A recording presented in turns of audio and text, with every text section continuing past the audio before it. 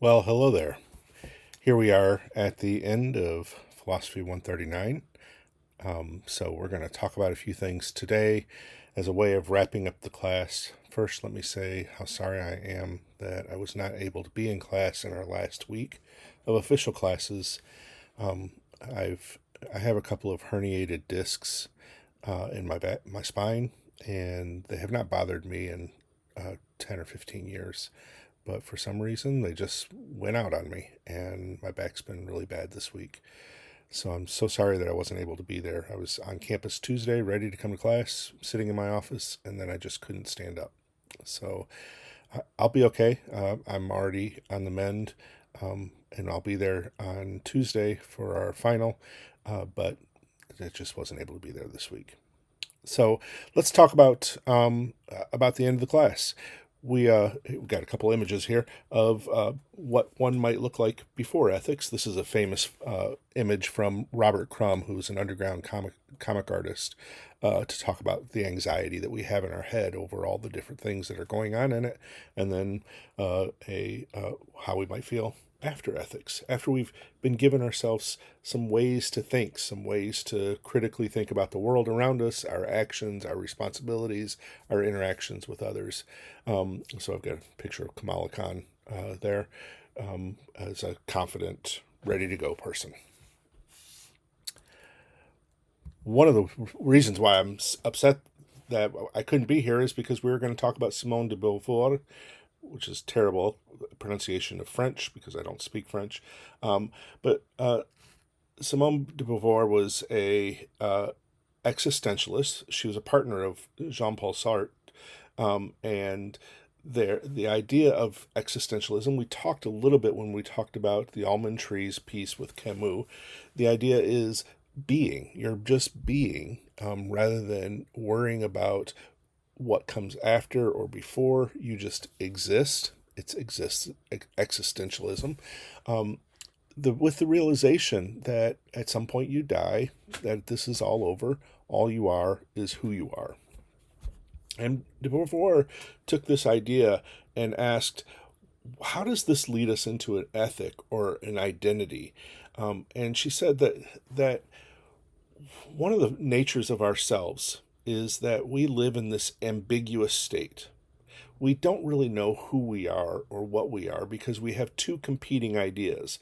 One is the ways that other people objectify us. You are a daughter or a son. You are a worker. You are a Republican or a Democrat. You are a man or a woman. You are straight or you are gay. Other people put you into these boxes, and those boxes tell you something about yourself. And then at the same time, you are putting yourself into boxes. You see yourself and you want to identify as something: a professor, a husband, a friend. You want to identify as this thing. And so we have these two competing sides of who we imagine ourselves to be or who we want to be, and then what other people think of us. And that leads to this ambiguous self. And de Beauvoir talks about this idea as a way of establishing a neutral ground for ethics. Because are you a subject? Are you an object? Are you what you imagine yourself to be, or what kind of pressure you put on yourself to be, or are you what other people imagine you are, or what pressures they put on you? Either way, you may find yourself in a box where you can't determine what you are, who you are. And for de Beauvoir, the point here is that we must set ourselves free. We must be free from those strictures that surround us, that tell us who we are, and we are not just a subject of our own stories, and we're not just an object of other people's stories. We are individual, free beings who exist in a moment. This leads her to an ethics. The ethics is that your ethics cannot exist prior to a moment, prior to the freedom of ambiguity. That is, we can't come up with a value system or a divine command or a a tenet of justice or a list of capabilities. We can't come up with what an ethics should be prior to a moment because we must live in freedom in order to be able to make decisions. And what de Beauvoir goes on to say is that genuine freedom requires courage and passion and an ability to focus on the person, the situation, the project before you, and then to create values in that moment. That you have to be adaptable within that moment because you have been freed from subjectivity and objectivity, from being somebody's fact that they see. You've been freed from this, so now you can approach a situation with courage and passion and be able to create something new out of it. So that each ethical project in this moment requires you to invent an original solution appropriate to the values of the moment so that you exist in that moment and you make decisions that are appropriate for the values of that moment. And what is appropriate? Well, what is appropriate is that we become something in that moment. We overcome the subjectivity of ourselves, the facticity or the objectivity of other people, and overcome our fear of freedom because freedom is so scary. That's why so many people like rules. They like divine commands. They like to have an authoritarian figure. We overcome that. We overcome what has been inscribed upon us, and we transcend into an authentic person who has freedom in that moment. For de Beauvoir, then, ethics is situational, it is in the moment, but it is also something that we kind of move towards when we are able to be freed from all those other things around us. And the reason why I wanted to end with de Beauvoir is because you may have gotten the sense in the last few weeks that my real sense of ethics comes in the spaces of democracy and justice and communitarianism. I believe that ethics is always about the other people that you're with and about you. And if we have democratic ethics or we have a justice-based ethics, we believe in a social compact, then we combine that with de Beauvoir, with this individualized ethics of the self. And what we can develop then is a relational ethics. A relational ethics where we can become somebody within the moment that is both ourselves individual and also relates to others and finds an ethic with those people.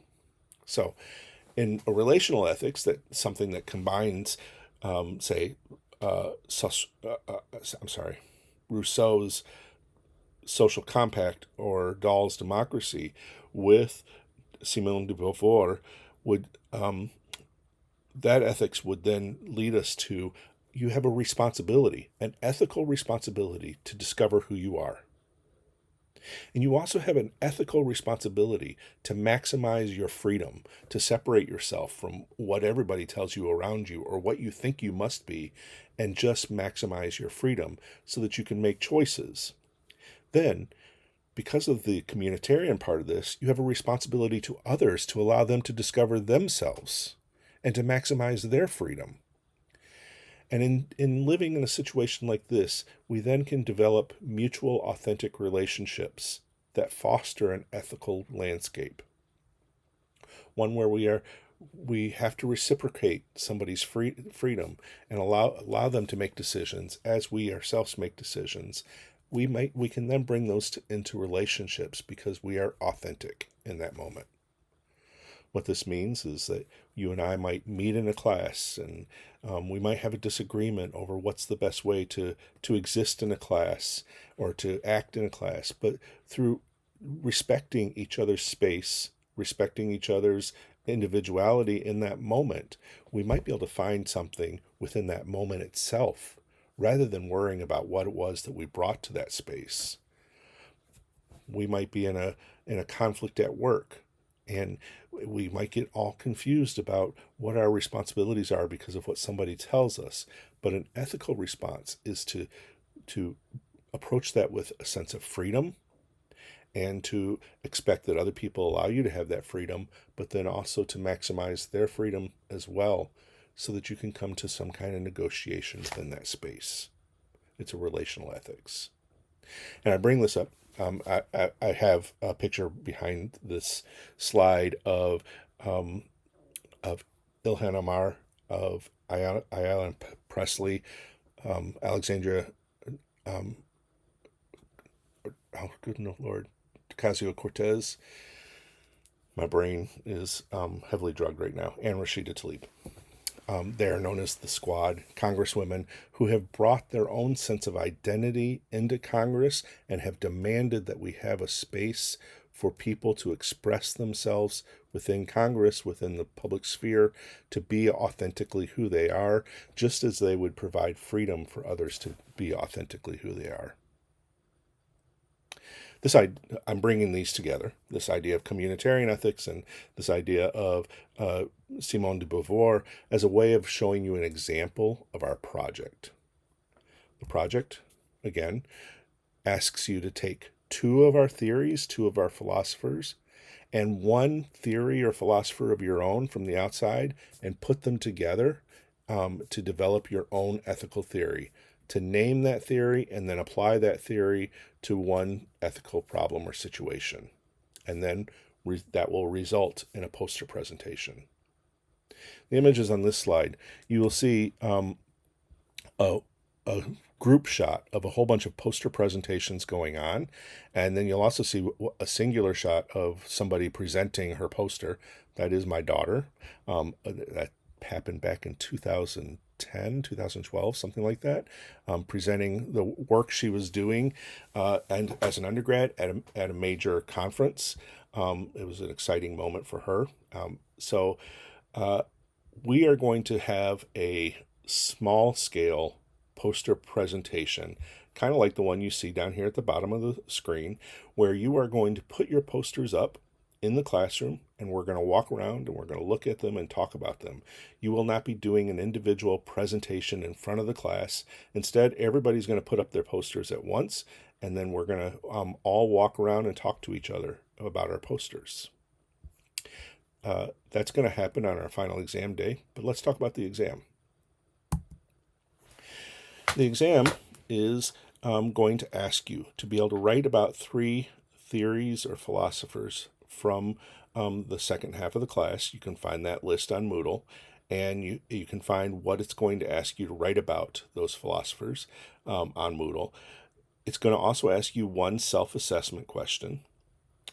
So that's essentially, I said 5 paragraphs on the exam description on Moodle, but it's actually going to be 4 paragraphs. And you're going to have to write 4 paragraphs, in 3 on philosophers and 1 on yourself as a philosopher. For this exam, you are allowed to bring in 4 3x5 cards with bullet points. That's not 5x7 cards. That's 3x5 cards, and those cards can have bullet points on them, little notes in regular font size. In other words, if you look to the right, you can have a card that looks like the one on top. You cannot have a card that looks like the one on the bottom, because I want you to be able to generate these paragraphs on the spot. Now, that might mean that you could do an outline if you want, as long as you're not going crazy and taking advantage of the card. Just one card, one side, with notes for one of the questions. You'll have an hour for that exam. This is what our final exam schedule will look like. We'll meet on December 10th, 1:40 to 3:25. Do not be late. If you're late, you're going to mess things up. You're going to set up your poster from 1:40 to 1:50, and then we will take the exam from 1:50 to 2:50, and then we will do our poster presentation where we walk around the room, talk with each other, look at each other's posters. And that will be the end of the class. I hope that clears things up for you. There'll be some more notes on Moodle, obviously. I hope that clears things up for you. One thing I like to do when I do this kind of video is to suggest that you might put a comment on the video to tell me that you read it. Just use your first name or your initials on the comment and put it on that video. And if you do that, then will give you credit for a quiz that you may have missed through the course of the semester. That will give me a sense that you read it or that you watched it, so that I know that you're prepared for the final exam day. I hope this answered some questions. Again, I am so sorry that I wasn't able to be with you. I really have loved this class, loved the people in this class, and it was not at all my plan to have to be on lots of painkillers. I will see you Tuesday. Let me know if you have any. Let me know if you have any questions. Send me an email. You also can look for your grades on your first project coming up on Moodle pretty soon. Send me an email if you have any questions. Take care of yourselves.